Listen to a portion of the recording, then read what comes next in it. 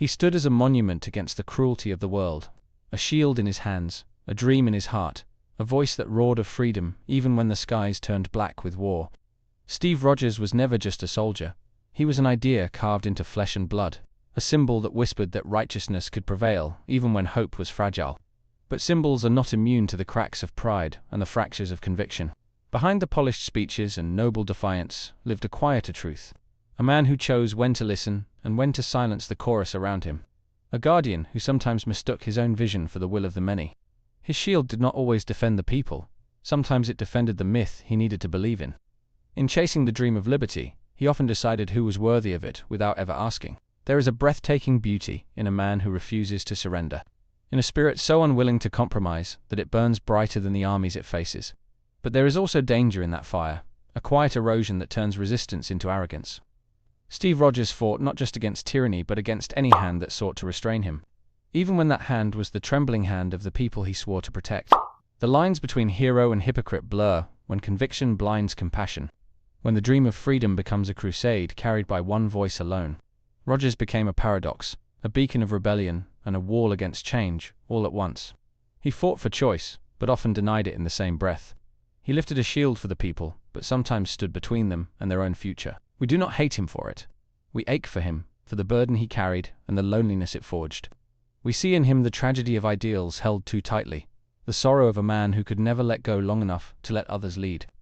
In his victories we find awe. In his failures we find warning. In his journey we find reflections of our own broken aspirations. Steve Rogers is not less because he was flawed. He is more because he was real. In this video, we will tear down the myth to reveal the man. We will explore how Captain America's greatest strength became his deepest contradiction. We will challenge the notion of pure heroism and uncover the quiet tragedies that shaped his legacy. We will ask not if he was right or wrong, but if he ever truly understood the cost of carrying the world on his back. And we will discover that sometimes the hardest truth about our heroes is realizing they were human all along. Steve Rogers was a symbol built from dreams larger than himself. A man who rose not because he sought power, but because he was willing to serve something greater. We look at him and see honesty, loyalty, and a stubborn refusal to bow to tyranny. Yet when we peel back the myth, a more complicated figure stares back at us. One who chose personal conviction over collective will more often than we remember. He spoke often of freedom, of the right to choose, of a better tomorrow shaped by the people and not by those in charge. But time and time again, Steve Rogers did not defend democracy itself. He defended his vision of what democracy should be. The shield he carried became a symbol not of unity, but of a singular, unwavering will. A will that would silence compromise in favor of what he believed was righteous. From the beginning, he was chosen not because he obeyed orders, but because he refused to. He was lauded for defying authority when that authority was wrong, yet judged others harshly when they challenged him in turn. His battles were not always between good and evil, but between his ideals and everyone else's reality. In standing so firmly for what he believed, he sometimes crushed the voices of those he claimed to fight for. Even in the heart of the Avengers, where multiple ideologies clashed, Rogers positioned his moral compass as the only true north. Every disagreement became a test of loyalty to his worldview. Those who did not align were not seen as different, but as obstacles to be overcome. His freedom was not a shared freedom, but a personal crusade worn like armor. When the Sokovia Accords were signed, the world spoke. Governments, fearful and grieving, asked for oversight. They asked for accountability from gods who could level cities in their fights. It was not a demand for submission, but a plea for respect. A plea that Steve Rogers rejected without a second thought. To him, the Accords were a leash, a betrayal of trust. But to the millions left in the rubble, they were a chance to breathe again, a chance to believe that power could answer to the powerless. Rogers refused. He believed his judgment superior to the cries of the people he claimed to protect. He chose defiance over dialogue, division over unity. In civil war, we watch the lines drawn not between villains and heroes, but between perspectives on freedom. Tony Stark, for all his flaws, listened.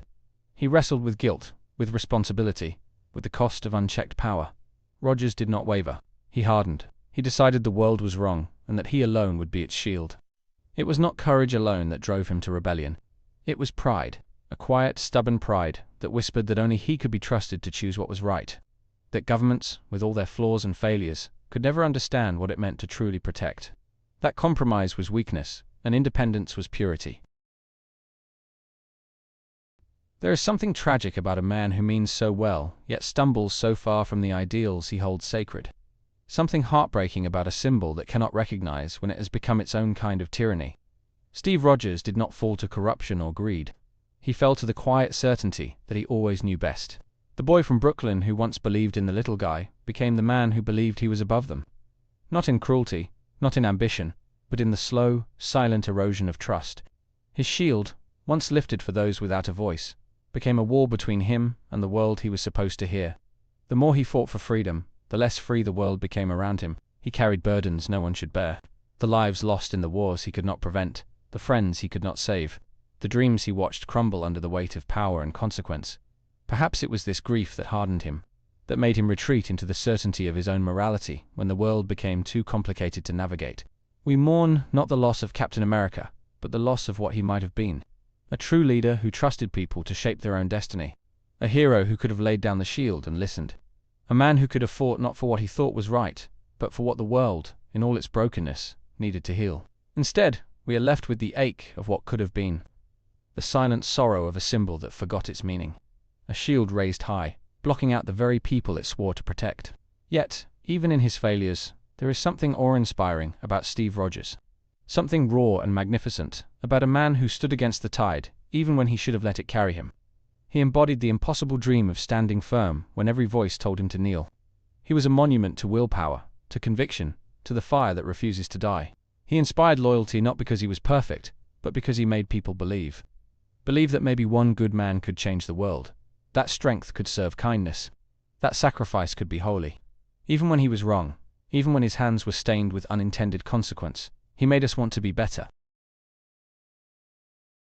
But perhaps there is a deeper lesson hidden in Steve Rogers' journey, a quiet message whispered beneath the battles and betrayals and broken promises, that freedom is not a statue to be guarded by a single hand. It is a living, breathing thing that must be shared, questioned, and protected by all.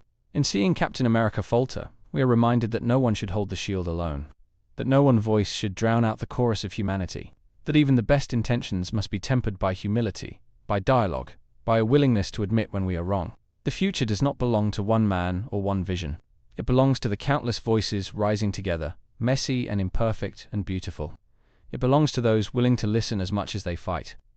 To those who understand that true strength is not in standing alone, but in standing together. We do not have to discard Steve Rogers to learn from him. We can honor his courage, while also recognizing his flaws. We can build something stronger from the foundation he laid, something more inclusive, more compassionate, more real. Hope is not found in perfection. It is found in the willingness to evolve, to challenge even the icons we revere, to believe that freedom, true freedom, belongs to all of us, not just to the ones brave enough to carry the shield. In the end, Captain America was not the perfect guardian we imagined. He was a man, forged by war, broken by loss, and bound by an unshakable belief in himself. A man who dreamed of liberty, but sometimes crushed it in his hands without realizing. His story is not a clean triumph, but a tragedy of intention. A reminder that even those who fight hardest for the light can cast long shadows without meaning to. That ideals without humility can become weapons. That righteousness without empathy can divide more deeply than any villain's blade. Steve Rogers' legacy is not a simple one. It is layered with victory and failure, inspiration and caution. It challenges us to look beyond the shield and see the man who held it.